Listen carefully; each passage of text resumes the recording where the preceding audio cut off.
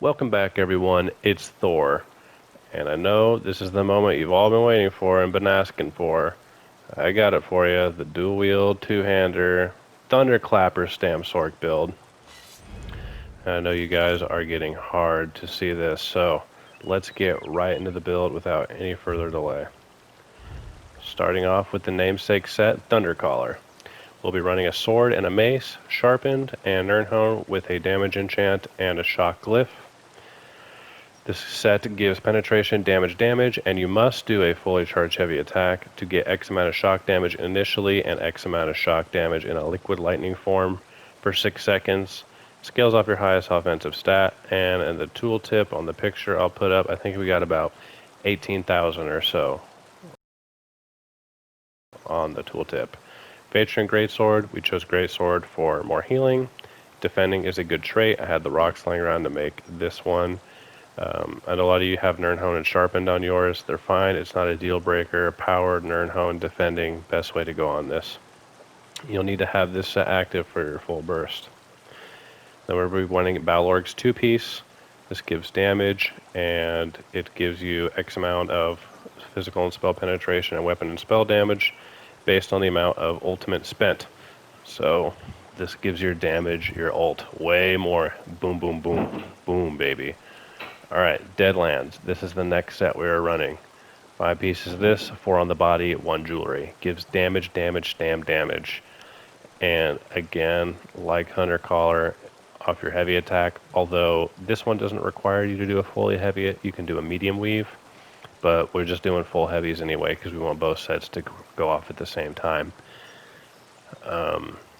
There's our 1 piece, a Thundercaller.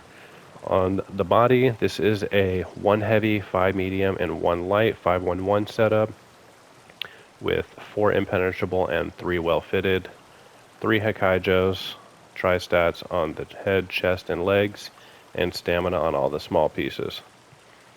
All of our jewelry is infused with weapon damage.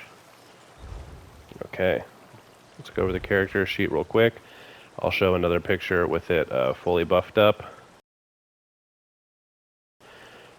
The damage and the penetration, but we're running 17 points in the health, 47 points in the stamina, Serpent Mundus Stone. We are an orc.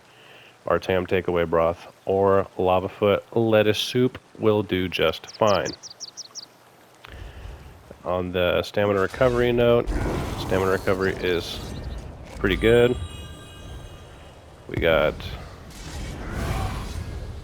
2316. So you shouldn't run out of stam anytime soon. You should be good. Alright, let's get on to the next bit, the skills. Okay, with the skills, you'll want to run Crystal Weapon. You want to proc this before you do your burst. Streak, this is your AoE CC to make sure everyone gets the full jello clapping, ass thundering greatness this build has to provide. Camo Hunter, this will give you major savagery to increase your crit rate, as well as give you 5% increased damage via minor berserk. That's right. And it'll give you damage for being slotted and pull Night Blades out of stealth. This skill did get a buff. It works much better than it ever has before, so it's great for doing that. Razor Caltrops, this is your AoE breach, also slows people down, making them easier to catch with your ultimate, and applies a dot on the ground. Whirling Blades, this is your AoE execute, deals more damage to people under 50% health. Dawnbreaker of Smithing, this is your nuking ultimate. It is the second best ultimate for the best burst possible, in my opinion.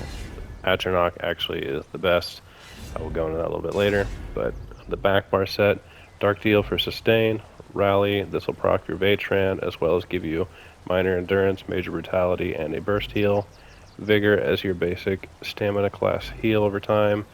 Race Against Time, because we're not running Shuffle or Elude or Ball of Lightning.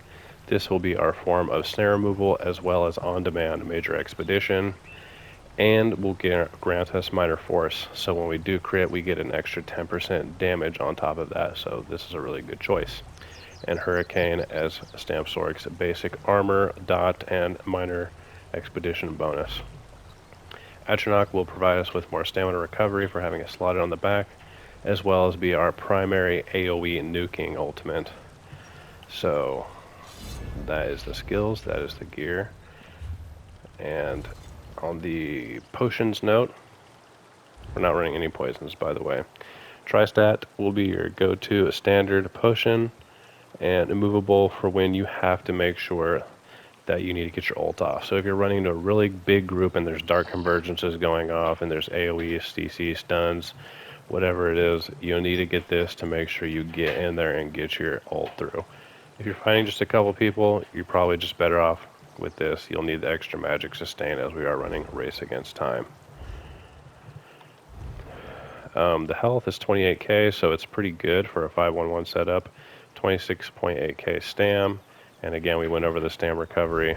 The resistances are a bit low, but we do have some damage mitigation via our CP, so you should be able to hang in long enough to get your nuke, get in and get out. This is not a brawler build, this is a one-shot, poke your booty and get out. Alright, let's go over the CP really quick. Alright, we are running Focus Mending, Master Arms, Biting Aura, and Duelist Rebuff. If you want to go for more damage, you can take off Focus Mending and Duelist Rebuff and go for the one that increases weapon and spell damage, and I think it's Focused Aim, Deadly Aim, and just go all out damage. It's much better if you're playing in a group to do that CP setup than solo. And the red tree, we have Celerity, Relentless, Rejuvenation, and Boundless Vitality. Role-playing tree, whatever you like, but Liquid Efficiency, Rationer, Gifted Rider, and Steed's Blessing have always been the go-to for PvP playing.